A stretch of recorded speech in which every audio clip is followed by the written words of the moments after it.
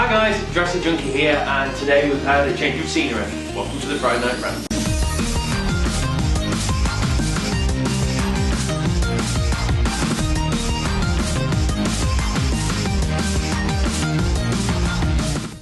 So yes, it's time to get into the Christmas spirit. Got the Christmas tree up, and to be fair, I just fancy changing it up a bit. So we're down in the living room, and also because it's in the Christmas spirit, I've decided to branch out and get us a good drink this week. And it is some Delmore whiskey, which I realise if I put it close to the camera it doesn't focus anymore because of the new camera, but still. Went into town and there is a very nice whiskey shop that popped open, and we was just simply saying that we'd like to try this, and the chap says, well, it's 11 o'clock in the morning, so if you do fancy having a little taste you can do, and he gave us a quick wear. And this stuff is absolutely gorgeous, so I've already tried it in the shop, but it doesn't matter, I can still give you my reaction again. This damn sophisticated whiskey, we have to open the top first. So, to you, the internet. Oh, that's so smooth. Damn fine stuff. I want to talk about something that has affected me this week. Now, what that is Skyrim. Now, Skyrim is actually a year old now, and I remember when this first came out, I was so excited for it. I think I booked some time off work. I think I played it was 16 hours non-stop when it first turned on, and the stupid thing is, this game has so good graphics and it's unbelievably big, and it's a sandbox game, and to be fair, if I had a tick list of what I want from a game, this would tick every single thing. So it makes no sense why I haven't completed this yet.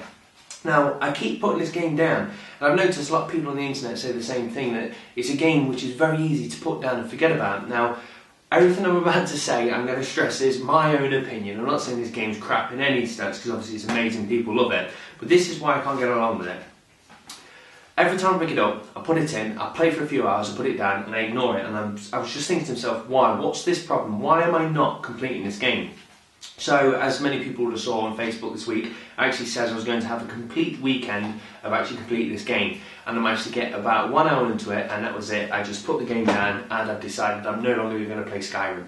And it annoyed me, because I was like, why do I feel like this? I couldn't put my finger on why I wasn't enjoying the game, because there's loads of caverns to go in and find stuff and upgrade and grind and all these things I love about a game. So why is Skyrim not working for me? So, at the same time, Joe decided to go out and actually pick up a game which I've actually wanted to play for a long time now, and that is The Witcher 2. Now, I played The Witcher 2 and I've already completed it. It took me about 30 hours, and it is an amazing game to the point where I can actually say it's probably the best game I've played on the 360 to date. It's a brilliant game. But this game pointed out what I think was so wrong with Skyrim, and what it is straight away when I was playing The Witcher, there is characters in it that you enjoy and you talk to and you bounce off, and it's fun, and it's just a joy to just go into a pub and listen to what people are saying. And with that comes character development. There was people in the game that I was talking to and I cared for, and when things went wrong or people may have potentially died or kidnapped or whatever happens in that game, I was like, oh, you know what, I need to, when I went to bed at night I was thinking about it and woke up in the morning and I had to play the game because I needed to continue the story because I felt for those characters. Now, Mass Effect is the same kind of game for me. I love that because I've cared for when Miranda had an issue. I wanted to make sure I could rectify that, and when my staff was upset I made sure I fixed them, because these are characters that I actually care for and feel like living, breathing beings within inside this game universe. Whereas Skyrim falls incredibly short for that. Now, a few people might argue the toss, but when I was playing Skyrim, aside from obviously the game is absolutely amazing, the thing that I have a problem with more than anything is it's just surrounded by dead, lifeless NPCs, and they just felt wooden to me. And when I spoke to them, they just kind of responded with a normal talk and then just went off and did their thing. And at one point I had a woman that was following me for probably about 2 hours or so, so within that time that should be long enough for me to feel for that character, but then she was killed by a bear. And I just left and went, that's another NPC dead, and walked off. And for that reason, I think that's why I can't get on with Skyrim, because there's no drive, there's no real reason for me to go in there and help them people. If somebody runs up and says there's a quest because my son's gone missing, find him, I have no connection to that woman and I just don't care for it. So I've eventually worked out why I hate Skyrim, and it's because everybody is wooden in the game. So yes, very random start to the Friday Night Rant, I know, but I wanted to get that off my chest because the game's been annoying me because I couldn't understand why I didn't like it, and now I know. So, moving on, now that's out. Right, so moving on then, so actually some information. First of all, Nintendo, Sony and Xbox, got a piece of information about all of them. I'm going to start off with Nintendo. So first of all, obviously November is now over, Christmas is here, and with the end of November we saw the actual Wii U being launched. At the same time we saw Black Friday come out, and Black Friday's obviously sold massive amounts of consoles for everybody, and you would have expected to see very large sales with the actual Wii, because obviously the Wii is now the old console, it's also dropping in price, and it's also Black Friday, so you would expect massive sales on the Wii, and at the same time the Wii U's just come out and you would think really large sales on that. But reports just come out actually showing that obviously Microsoft tend to change their packages and reduce it around Black Friday as well, and the Xbox actually outsold the Wii and the Wii U combined, which is not a massive good start for actual Nintendo. At the same time, it's said that the sales for the Wii U are actually 50 million units under what they expected, but people are actually saying this is actually down to console shortages. It's not actually been delivered to the places on time, which again, we could point fingers at Nintendo saying you should have made more units, or you should have actually got it there. So it just feels kind of like when the Wii first came out and no one can get their hands on. So on one hand, it's brilliant that they're actually selling a console that people are buying too fast for actually people to replenish the stock, so that's good. But at the same time, the sales are down, and this actually then backs up with a bit more bad information so far. And what it is obviously we've got the physical sales, which are just proper games, CDs, and you've got your digital sales, which is obviously DLC and your actual digital games. Now, within the charts this week, the top 10 games all consisted of just like PlayStation and Xbox games, and the Wii U or the 3DS didn't have any software titles in the top 10, which I think is quite weird because, again, Nintendo have not actually got a massive amount of games on launch. So I would have thought personally, if I would have actually got a Wii U, I'd be playing obviously the games that I just brought with it, but at the same time I'll probably find myself buying some online stuff just to get more use out of the actual console. So I would have thought the actual sales of software for the Wii U would have been quite high with it being a launch, and they're not even in the top 10. So that's soft sales again on that side of things. And the thing that annoys me about this actual launch is I remember when it happened with the Vita, and it especially happened with the 3DS, is when that came out there was no games for it. It was very limited amounts, and I've been burnt twice now by buying both the Vita and the 3DS and going, where are the games? And Nintendo turned around and said, we've learned by our mistakes, and when we launch the Wii U, it's going to have a massive library of games.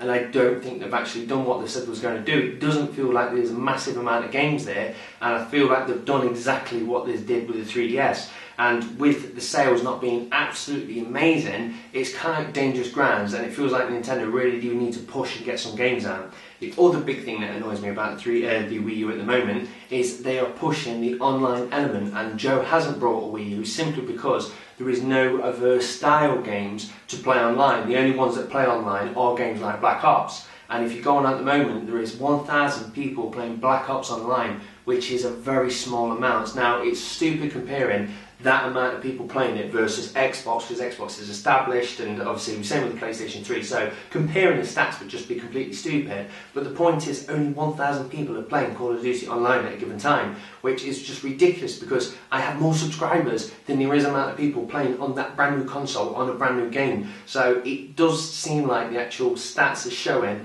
this isn't actually gone as well as Nintendo have hoped. But also this week, I've actually managed to get my hands on a Wii U and actually give it a play. Now, bear in mind, this was in an HMV store, so obviously I've not gone through all the menus and tested everything, but I played Rayman.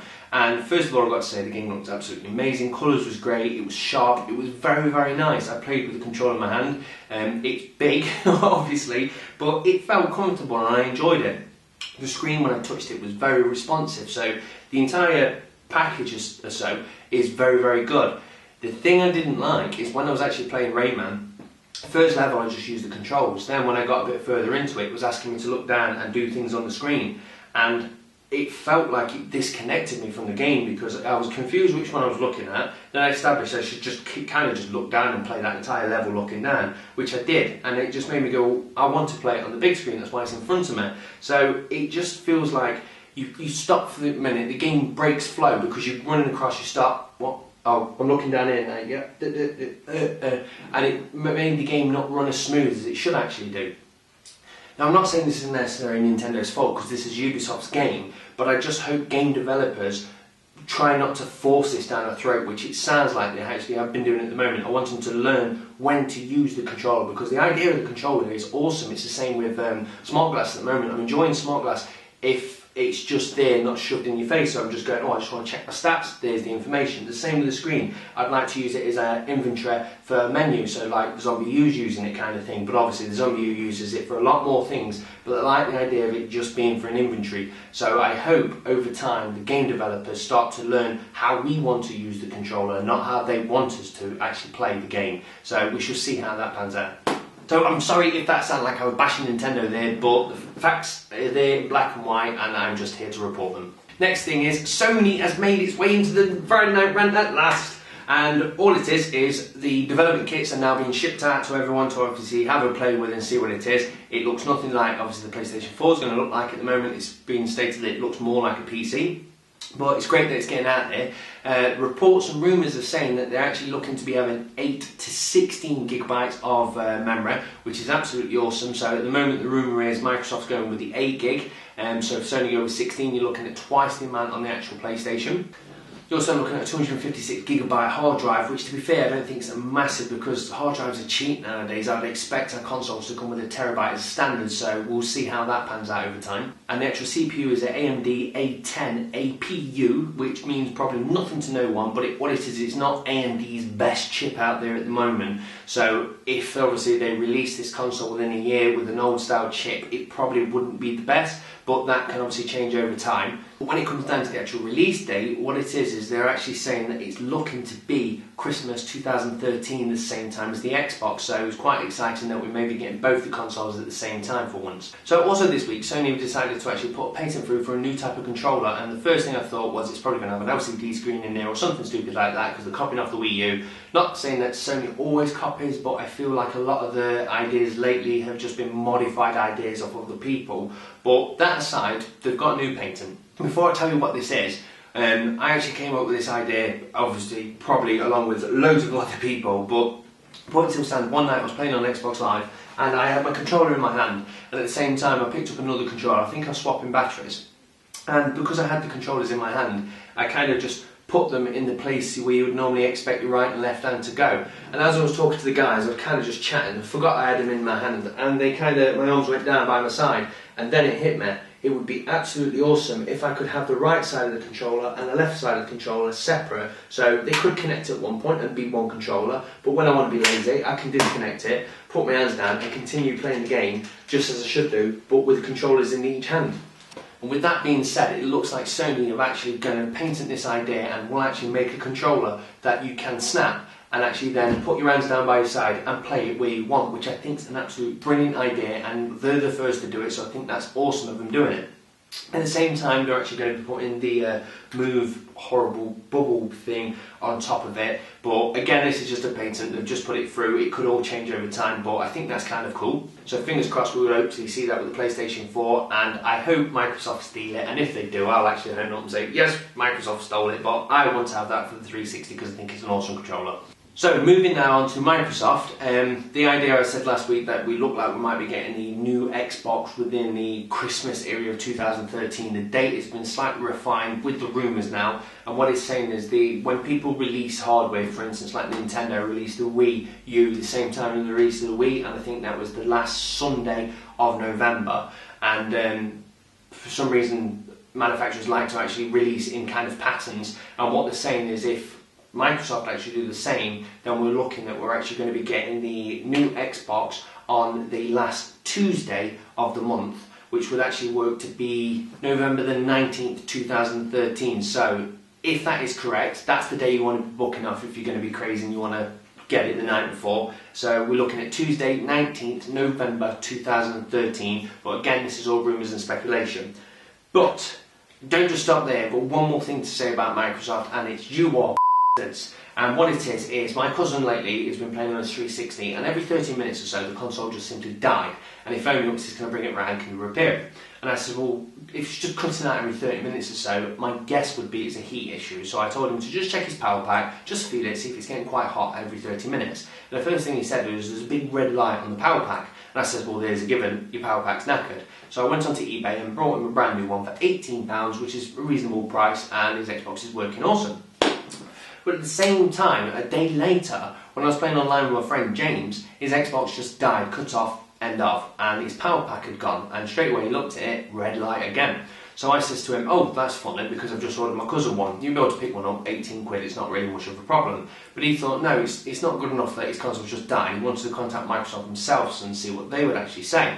So he went on to online support, gave them his serial number. They said, obviously, because it's over a year, it's out of warranty. And he said, that's fair enough, but how do we stand then? Can you actually give me a new power pack, or how much is it to buy from you? And Microsoft turned around and says, we will actually get the power pack and attempt to repair it for £62, which is absolutely ridiculous. No one would do a repair for £62, and even if it was offering just a brand new one to be shipped without post and packaging for £62, it's still not good enough. So he kicked off to the guy on the tech support, and he said, well, the only thing I can offer is you go elsewhere to buy one. And I think it's disgusting that Microsoft aren't offering a cheaper option to get people up and running on the console, because to be fair, if a console's dead and it's off, it's going to make Microsoft no money. So it would make sense for them to go, yes, we want to get you back on, we want to get you playing these games and giving us more money. But yet they're turning around and saying £62 is a decent enough price to actually get your power pack working again, which is just disgusting.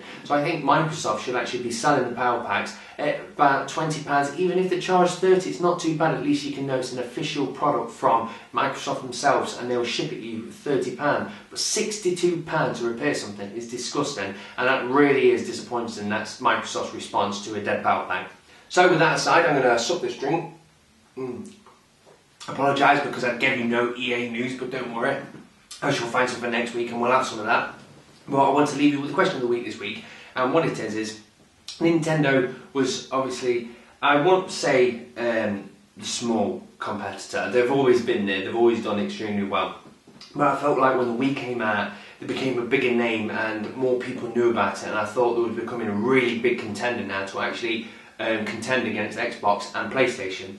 But with this latest information showing with the sales and poor response to the actual Wii U software sales and stuff like that, do you actually think this could be the turning point for Nintendo? So lately they've been going up and up and up, and they've had a bit of a shaky start with the 3DS. Do you think the Wii U is actually going to bring down sales? Do you think this could even be the end of Nintendo? So that's it, guys. I'm sorry it's not been a jam-packed Friday night rant. It's just lots of facts and figures this week, but I thought I prefer to do a rant about stuff that's been happening this week than to do no rant at all. And to be fair, at the same time, this game kind of took over my life the entire week, and I've not kept my eyes on the internet. So that's it, guys. I hope you enjoyed it. I hope you enjoyed the Christmas tree, because if you don't, Joe will not be happy, and I have enjoyed this whiskey. And I don't know why I went up in the note then. So thank you very much. I've got to come a bit closer now to clink my glass. Cheers, guys. Bye.